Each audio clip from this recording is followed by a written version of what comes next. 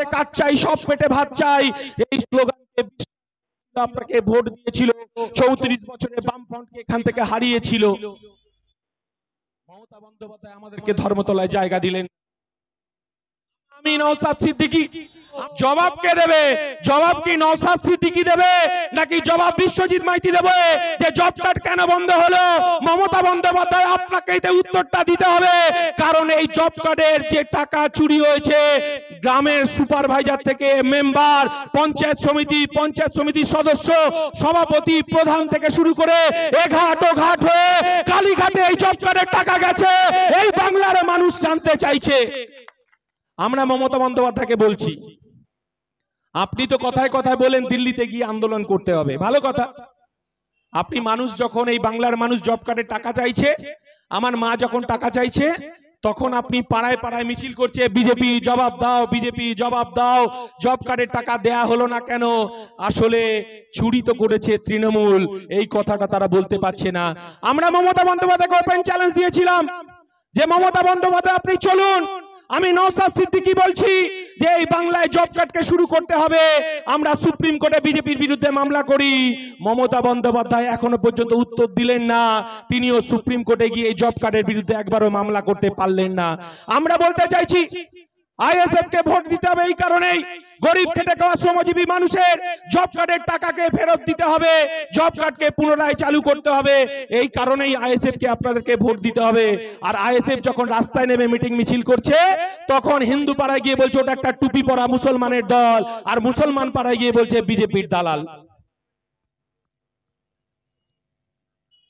গত 3-4 দিন আগে চানকিয়াতে আমাদের সভা ছিল, চানকিয়াতে সভা গিয়ে ওখানে একটা স্ট্রিট কর্নার ছিল এরকম মাধবপুরের মতো, হাজার হাজার মানুষ গ্রাম ভেঙে চলে এসছে, কারণ পঞ্চায়েত নির্বাচনে বিরোধীদের প্রার্থী দিতে দেয়নি তৃণমূল।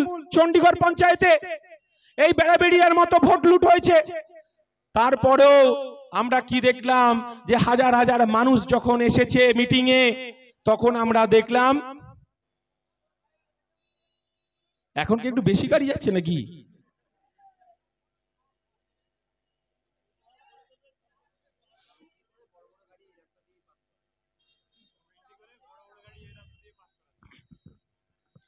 মেন রাস্তায় নো এন্ট্রি, আর লিলি বিস্কুটের কাছে পুলিশ দাঁড়িয়ে আছে, কিসের জন্য জানেন তো? আমি আর ভেঙে বলছি না।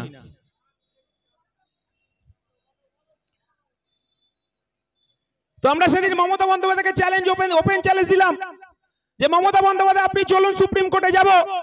প্রধানমন্ত্রী আবাস যোজনা ঘরের টাকা গরিব মানুষ কেন পেল না? দিদি বলছে প্রধানমন্ত্রী আবাস যোজনা হবে না, বাংলার আবাস যোজনা করতে হবে। ওদের ইগল লড়াইয়ে হাজার হাজার মানুষ তারা ক্ষতিগ্রস্ত হচ্ছে। আমরা বলেছি সুপ্রিম কোর্টে মামলা করব। এই আমডাঙ্গার মানুষের কাছে আপনাদেরকে করজোরে অনুরোধ করছি, এই তৃণমূলকে প্রত্যাখ্যান করুন।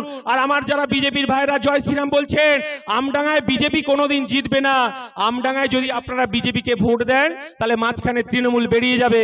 আর এই বিজেপির যারা নেতাগিরি করছেন, যারা জয় শ্রীরাম বলছেন, তৃণমূল যদি আবার জিতে যায়, আবার আপনার বাড়িতে হামলা হবে, আবার বোম মারবে বিজেপির যারা বিজেপি করছে, আবার বাড়ি ভাঙচুর হবে।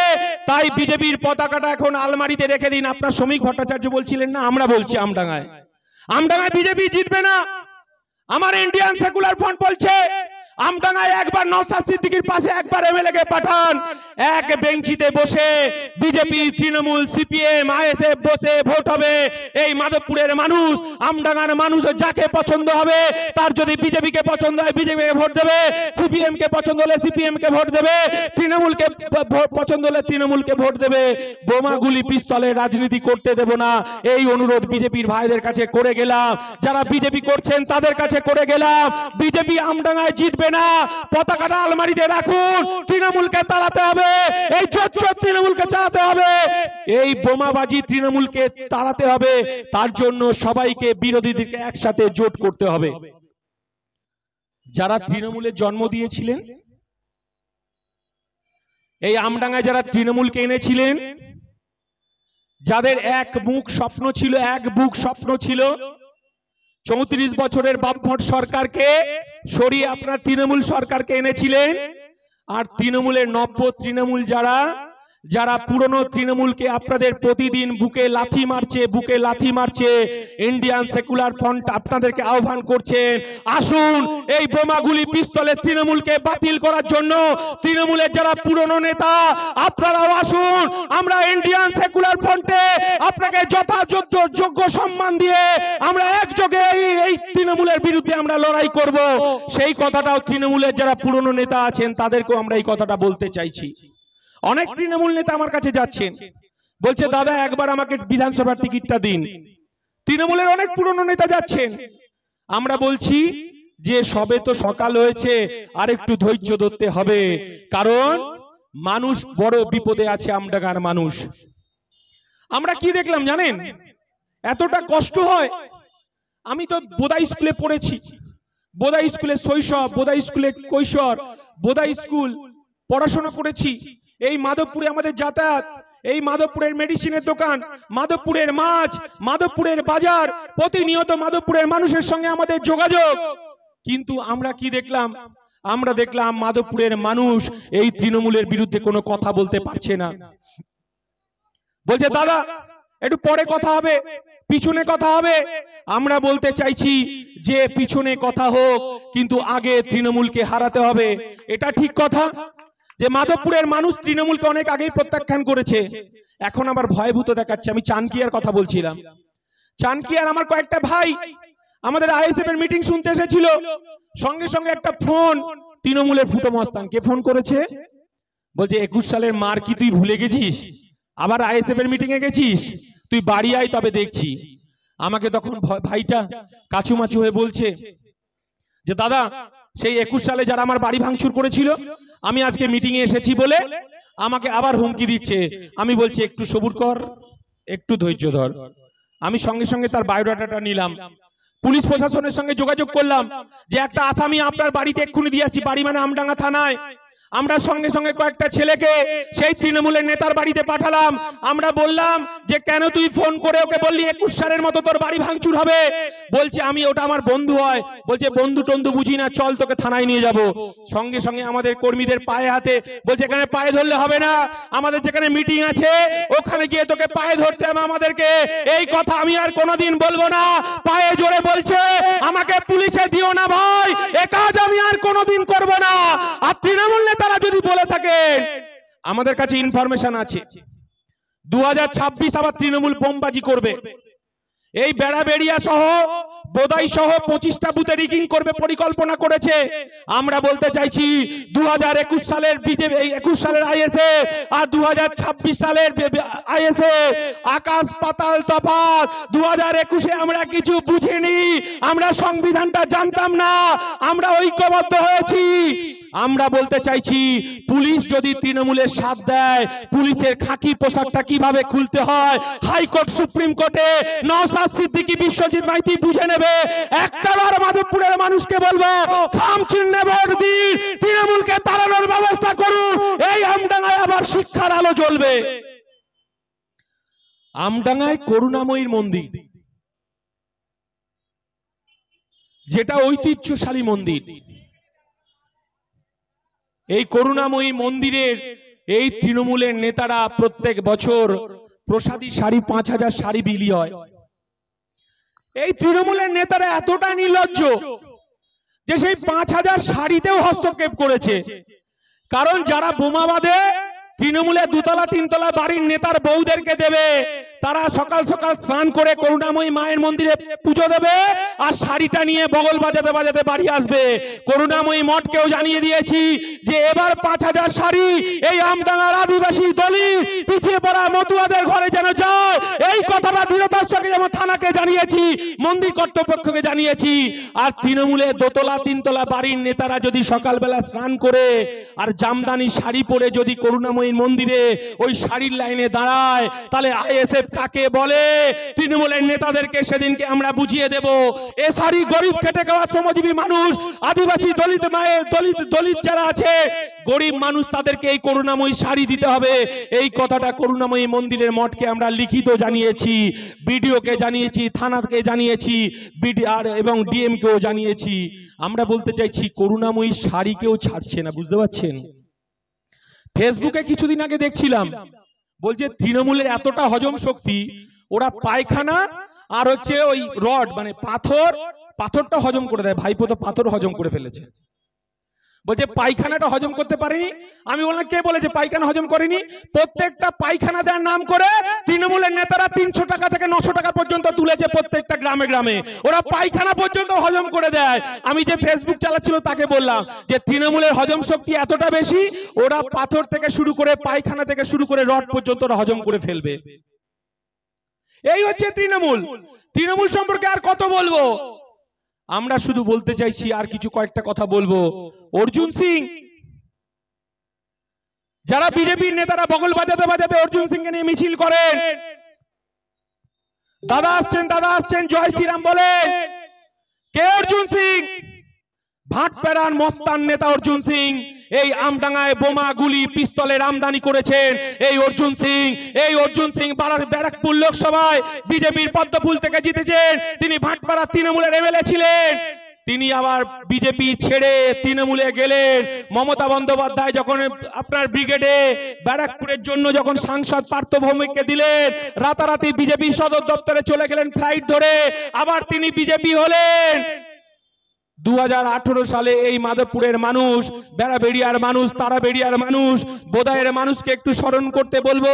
পঞ্চায়েত নির্বাচন 2018 সাল, সেদিনও আমার বাড়ি লুট হয়েছিল।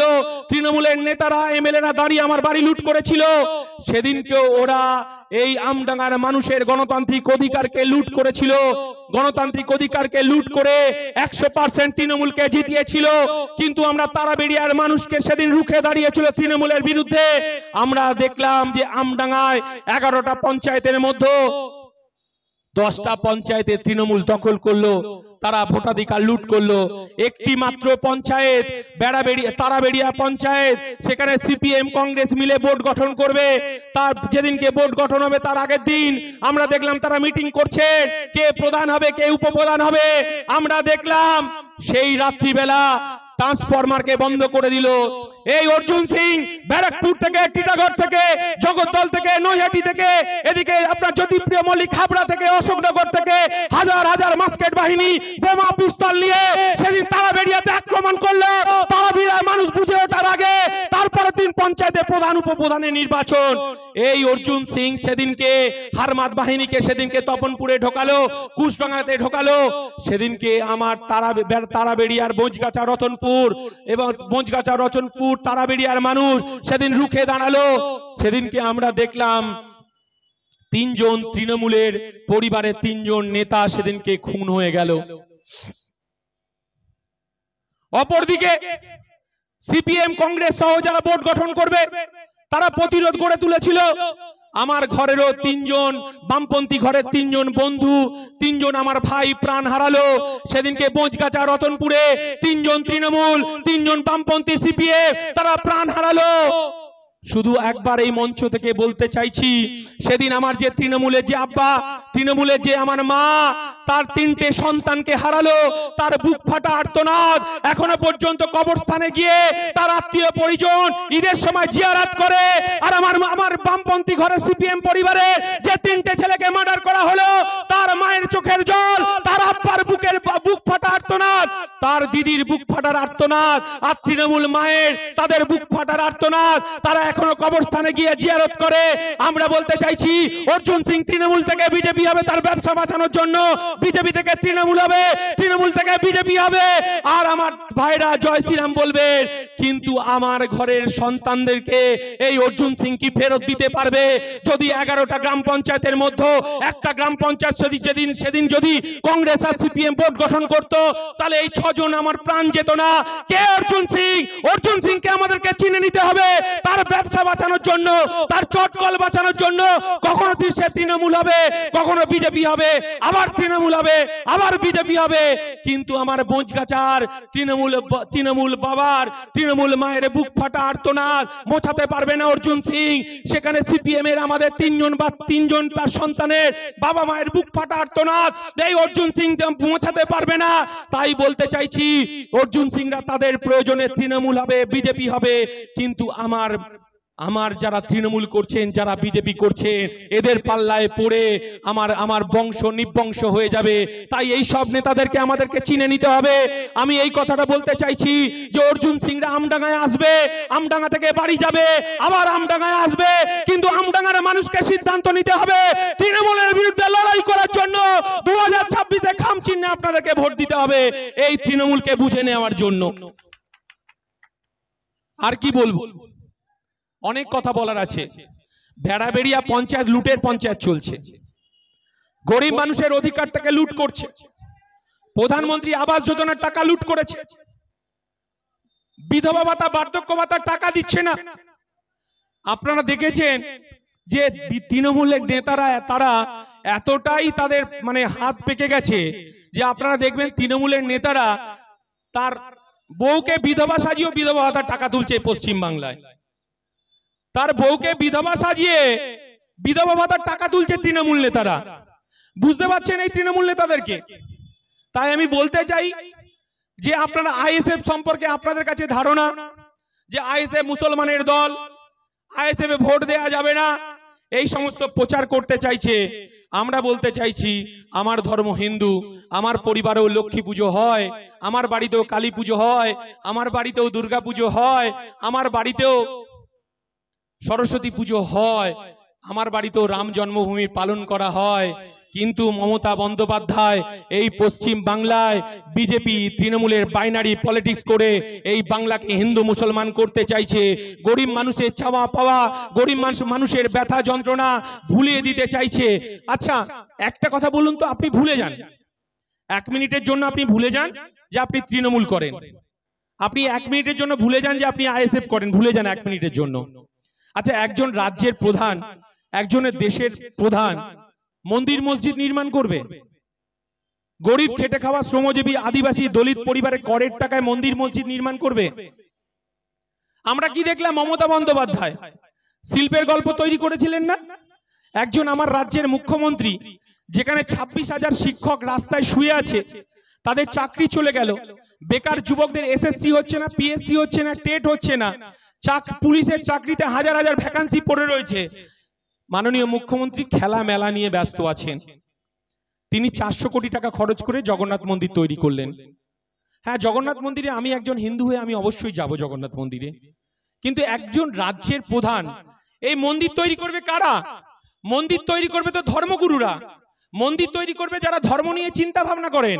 মসজিদ তৈরি করবে কারা? যারা ধর্মগুরু গুরু, যারা মৌলবী মুয়াজ্জেম, তারা তো মসজিদ তৈরি করবে। আমার রাজ্যের মুখ্যমন্ত্রী এক হিন্দু, মুসলমান, খ্রিস্টান, জৈন, আদিবাসী, দলিতের টাকায় কারখানা না তৈরি করে তিনি মন্দির তৈরি করছেন। আমরা বলতে চাইছি রাজ্যের করের টাকায় কারখানা তৈরি করতে হবে। সন্তোষপুরে লিলি বিস্কুট কারখানা, আপনারা জানেন ওখানে বিস্কুট তৈরি হতো। এই মাধবপুর, বেলু, টাঙ্গাটিঙ্গি থেকে শুরু করে অনেকে আমার যারা বয়স্ক লোকেরা, বয়স্ক জ্যাঠা আছেন, কাকা আছেন, তারা ওখানে চাকরি করতেন। কারখানাটা বন্ধ হয়ে গেছে। এই নির্লজ্জ তৃণমূলের নেতারা ওই কারখানার জমিটাকে বিক্রি করে ওখানে প্রমোটিং করতে চায়। আর নওশাদ সিদ্দিকী ফোন করে বলছে, দাদা আমডাঙ্গায় বেকার যুবক, অল্প শিক্ষিত বেকার যুবক আছে, কারখানার জমিতে কারখানা হবে, কারখানার জমিতে বস্ত্র শিল্প হবে, ওখানে কারখানার জমিতে তৃণমূলের নেতাদেরকে জমি বিক্রি করতে দেব না। প্রয়োজনে আমরা 1 বুক রক্ত পেতে দেব সন্তোষপুর মোড়ে, তবু কারখানার জমি বিক্রি হতে দেব না। এটাই নওশাদ সিদ্দিকী, এটাই ইন্ডিয়ান সেকুলার ফ্রন্ট। যারা নওশাদ সিদ্দিকীকে মুসলমানের নেতা বলে দাগিয়ে দেওয়ার চেষ্টা করছে, কিছুদিন আগে আর বাংলাতে একটা ইন্টারভিউতে গিয়েছিল। আপনার কি গোস্বামী, ওর নাম অর্ণব গোস্বামী।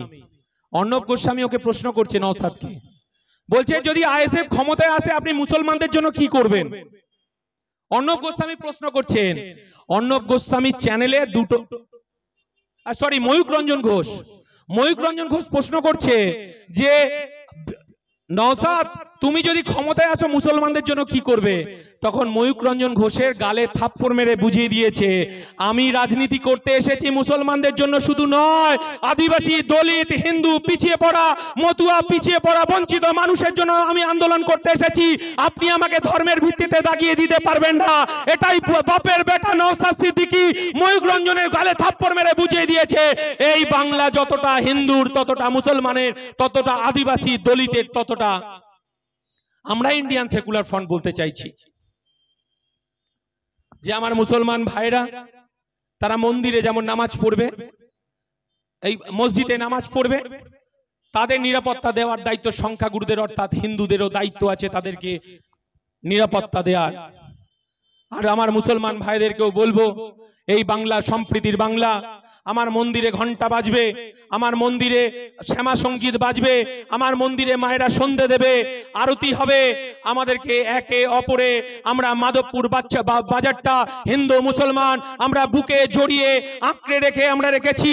আমরা বলতে চাইছি, আমরা 2000 আমরা পিছনে 92 সালে ফিরে যান। সেদিন এই রাজ্যের মুখ্যমন্ত্রী জ্যোতি বসু, সেদিন রাম মন্দির, আপনারা জানেন রাম মন্দির নিয়ে গন্ডগোল হলো, বাবরি মসজিদ ভাঙা নিয়ে গন্ডগোল হলো, জ্যোতি বসুর নাম করতেই হয়। সেদিন জ্যোতি বসু বললেন, আমি আমার পুলিশ প্রশাসনকে বলে দিয়েছি, দাঙ্গাবাজরা কখনো সিপিএম হতে পারে না, দাঙ্গাবাজরা কখনো কংগ্রেস হতে পারে না, দাঙ্গাবাজরা কখনো বিজেপি হতে পারে না। আমি আমার পুলিশ প্রশাসনকে বলে দিয়েছি, দাঙ্গাবাজরা যদি পশ্চিম বাংলা দাঙ্গা করতে আসে, মাথা লক্ষ্য করে গুলি মারবে। আমি আমার পুলিশ প্রশাসনকে বলে দিয়েছি। সেদিন আমরা সেই সম্প্রীতির বাংলা দেখেছি। আমার মাধবপুরে বিনয় বাবু বেঁচে আছেন, সুবল বাবু এখনো বেঁচে আছে। হিন্দু মুসলমানরা তখন আমরা একে রাত পাহারা দিয়েছি এই মাধবপুরে। আমরা মসজিদকে আমরা রক্ষা করেছি, মন্দিরকে রক্ষা করেছি। সেই সম্প্রীতি যারা ভাঙতে আসবে তাদের মাথাকে গুঁড়িয়ে দিতে হবে। এটাই ইন্ডিয়ান সেকুলার ফ্রন্ট বলতে চাইছে। এটা সম্প্রীতির বাংলা, এখানে সম্প্রীতির আগুন লাগানো যাবে না। কে শুভেন্দু অধিকারী? হিন্দু হিন্দু ভাই ভাই, হিন্দু হিন্দু ভাই ভাই শুভেন্দু অধিকারী বলছে না? কে শুভেন্দু অধিকারী? এই বাংলায় লুটের টাকা, চুরির টাকা দুটো ভাইপোর কাছে গেছে এই বাংলায়। এক মেদিনীপুরের শান্তিকুঞ্জ শিশির বাবুর মেজো ছেলে শুভেন্দু অধিকারীর বাড়িতে গেছে, আর কালীঘাটে টালির চালা ভাইপো অভিষেক ব্যানার্জির বাড়িতে গেছে। এই বাংলায় দুটো ভাইপো লাভবান হয়েছে, আর এই পশ্চিম বাংলার কোনো ভাইপো লাভবান হয়নি। এই তারা বাটি হাতে রাস্তায় ঘুরছে মাননীয় মুখ্যমন্ত্রী। আমরা বলতে চাইছি, কে শুভেন্দু অধিকারী? মমতা ব্যানার্জি বলে দিয়েছে, আপনার তো অনেক বাস আছে, আপনার অনেক ট্রলার আছে, আপনার অনেক পেট্রোল পাম্প আছে, শুভেন্দু অধিকারী আপনি আগুন জ্বালাবেন না। এই বাংলা সম্প্রীতির বাংলা, এই বাংলা কাজী নজরুলের শ্যামা সঙ্গীত এখনো আমার মন্দিরে বাজে। এই বাংলা নজরুল ইসলামের শ্যামা সঙ্গীত আমার মন্দিরে এখনো শ্যামা সঙ্গীত বাজে। এটা সেই বাংলা। শুভেন্দু বাবু আপনি হিন্দু হিন্দু ভাই ভাই বলে বাজার গরম করবেন না, আপনি শুরু করুন না। হিন্দু হিন্দু ভাই ভাই আপনার পেট্রোল পাম্পে লিখুন, হিন্দু হিন্দু ভাই ভাই, সমস্ত হিন্দু ভাইদের পেট্রোল 110 টাকার পেট্রোল 50 টাকায় দেব।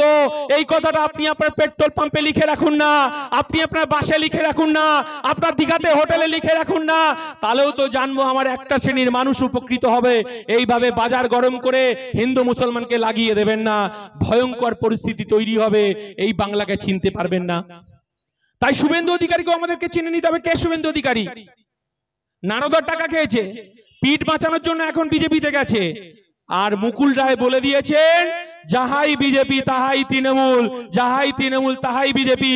নওশাদ সিদ্দিকী বলেনি, বিশ্বজিৎ মাইতি বলেনি, এই মাধবপুরের বিনয় ঘোষ বলেননি, সুবল বাবু বলেননি। কে বলেছে? মুকুল রায় বলেছেন, যাহাই বিজেপি তাহাই তৃণমূল, যাহাই বিজেপি তাহাই তৃণমূল, যাহাই তৃণমূল তাহাই বিজেপি। তাই চুরি আটকানোর জন্য, চুরি থেকে পার পাওয়ার জন্য বিজেপিতে যাবে, বিজেপির থেকে আবার তৃণমূলে আসবেন, তারা এঘর ওঘর করবেন। কিন্তু আমরা বলতে চাইছি, এদেরকে আমাদেরকে চিনে নিতে হবে, এদেরকে আমাদের বুঝে নিতে হবে। গরিব মানুষ, আমডাঙ্গার মানুষ বড় বিপদে আছে। আমডাঙ্গার গরিব খেটে খাওয়া শ্রমজীবী মানুষের আবার যদি গণতান্ত্রিক অধিকার লুট করতে আসে। একদিন মিটিং হচ্ছে আমাদের, মিটিং এর পর আইসি ফোন করলেন, আমডাঙ্গা থানার আইসি, বিশ্বজিৎ বাবু আপনার সঙ্গে একটু দরকার আছে আমার। আমি গেলাম থানায়, থানায় গিয়ে আইসির সঙ্গে কথা বললাম। বিশ্বজিৎ বাবু আমাকে বলছেন এই খাকি পোশাকটা কোনো নেতার তেল মর্দন করে আমার খাকি পোশাকটা পরিনি। আমার যে স্টারটা আছে কোন নেতা আমাকে স্টার দেয়নি। আমার কাছে তৃণমূল যা, বিজেপি তা, আইএসএফ তাই। আপনার কাছে অনুরোধ, এখানে কোনো মিটিং মিছিল আইএসএফ করতে পারবেন না। আমি তখন আইসিকে বললাম এটা কি শুধু আইএসএফ এর জন্য? বলল না, আমি সেদিনকে আইসিকে বলে এসেছিলাম যে তৃণমূলের নেতারা যদি যে রুট দিয়ে মিছিল করবে, চোর তৃণমূলগুলো যে রুট দিয়ে মিছিল করবে, 2 ঘন্টার নোটিশে আইএসএফ সেই রুট দিয়ে মিছিল করবে। এই কথাটা সেদিনকে আইসিকে বলে দিয়ে এসেছিলাম। কালকেও দত্তপুকুর থানার আইসি একটু ছল্লি বল্লি করছিল। আমাদেরকে পরীক্ষার অজুহাত দিয়ে আমাদেরকে 14 তারিখের মিছিল করতে দেয়নি। আমরা বললাম ভালো, উচ্চ মাধ্যমিক পরীক্ষা আমরা মিছিল করব না। কিন্তু তারপরে খবর আসছে, মুহুমুহু ফোন, পার্থ ভৌমিক আপনাদের এমএলএ ওখানে মিছিল করবে। আমরা সঙ্গে সঙ্গে আইসিকে বললাম যে আমরা ওখানে যদি তৃণমূল মিছিল করে তাহলে ওখানে তো কারো উচ্চ মাধ্যমিক পরীক্ষা নেই নিশ্চয়ই। তৃণমূল যদি মিছিল করে ওখানেও 2 ঘন্টার নোটিশে ওই রাস্তা দিয়েই মিছিল করবে আইএসএফ। দত্তপুকুর থানার আইসিকে বলে দিয়েছি এবং সেখানে পার্থ ভৌমিকের মিছিল ক্যান্সেল করতে বাধ্য হয়েছে। আমরাও 14 তারিখের মিছিল ক্যান্সেল করেছি। তাই বলতে চাইছি, তৃণমূলের নেতারা যদি আপনাকে হুমকি দেয়, আপনাকে যদি বাজে কথা বলে, তাহলে আপনারা সঙ্গে সঙ্গে আমাদের সঙ্গে যোগাযোগ করবেন। তার নামে একদম দিল্লি পর্যন্ত কমপ্লেন করা হবে। তারপরে যদি পুলিশ প্রশাসন তাকে শেল্টার দেয়, কোর্টের মাধ্যমেই তাকে পার্থ চট্টোপাধ্যায়, শেখ শাহজাহান, অনুব্রত মণ্ডলের বুঝে নেওয়া হবে। হাইকোর্ট, সুপ্রিম কোর্টেই বুঝে নেবো সেই তৃণমূল নেতাদেরকে কত বড় সে ফুটো মস্তান হয়েছে। কারণ তৃণমূল আর শেখ শাহজাহানের খবর নেয় না। শেখ শাহজাহান পিজন ভ্যানে ওঠে, তার কত নম্বর বউ জানি না, তার বউয়ের হাত চেপে কাঁদে। আমরা তৃণমূলের নেতাদেরকে হুঁশিয়ারি দিতে চাই, 26-এ যদি আবার বুথ দখল হয়, আবার যদি বুথ দখল বোমাবাজি হয়, তাহলে আপনাদেরকে বুঝিয়ে নেব ঠিক সময় মতো। আপনারা কি বুঝেছে, কি ভেবেছেন?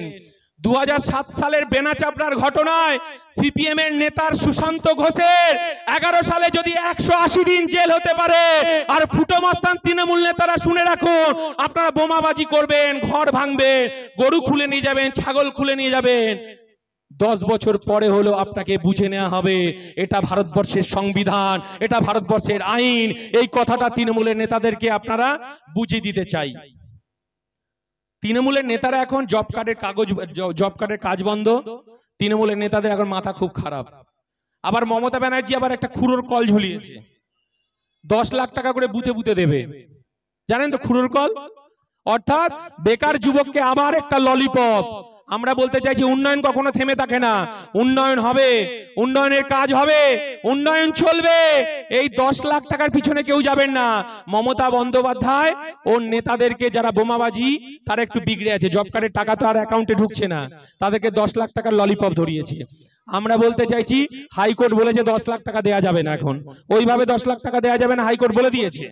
আমরা বলতে চাইছি যে আজকে যারা মিটিং শুনছেন, আপনাদের কাছে অনুরোধ, তৃণমূলের কাছে হয়তো একটা পাউচে মানে একটা মদের প্যাকেটে বিক্রি হয়ে যাবেন, 500 টাকায় বিক্রি হয়ে যাবেন, 1000 টাকায় বিক্রি হয়ে যাবেন, আমরা জানি। কিন্তু যে সমস্ত নেতারা 500 টাকায়, 1000 টাকায় বিক্রি হয়ে যাবেন, তাদের কাছে করজোরে অনুরোধ করছি, বাড়ি গিয়ে একবার আপনার বউয়ের দিকে তাকাবেন, আপনার একবার ছেলের মুখের দিকে তাকাবেন, একবার আপনার মেয়ের মুখের দিকে তাকাবেন। আর তৃণমূল নেতারা 500 টাকা দিয়ে আপনাকে বোমা মারাবে, আপনাকে ঘর ভাঙাবে, আপনাকে বাড়ি লুট করাবে, আপনাকে দোকান লুট করাবে। এইটা আপনাদেরকে বলবে একটু চিন্তা করবে। আর তৃণমূল নেতারা যারা ঘর ভেঙেছে, যারা বোমাবাজি করেছে, চায়ের দোকানে বসে থাকলে ওদের পাশে গিয়ে বসবেন না। আমি জ্যোতিপ্রিয় মল্লিকের কথা বলছি না, কারণ ওরা এতটাই ক্ষিপ্ত হয়ে আছে, জব কার্ডের অ্যাকাউন্টে টাকা ঢুকছে না, প্রধানমন্ত্রী আবাস যোজনার কার্ড মানি ঢুকছে না, তাদের বউ মেয়েকেও বাজি রেখে আপনার নামে কেস দেবে, মিথ্যে মামলা দেবে, আপনি হয়তো 1 সপ্তাহ 10 দিন জেল খাটবেন। তাই তৃণমূলের যে সমস্ত বোমাবাজি নেতারা চায়ের দোকানে বসে থাকবেন, 500 হাত দূরে থাকবেন। কারণ ষাঁড়কে যদি লাল কাপড় দেখান কি হয়, ষাঁড়কে লাল কাপড় দেখালে কি হয়?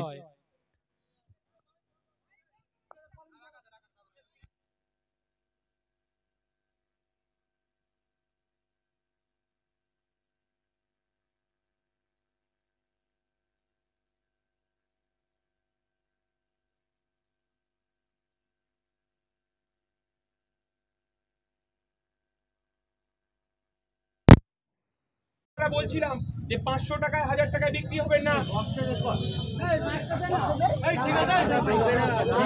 আমি বলবো না, মাইক দিলে বক্স দিলে বলবো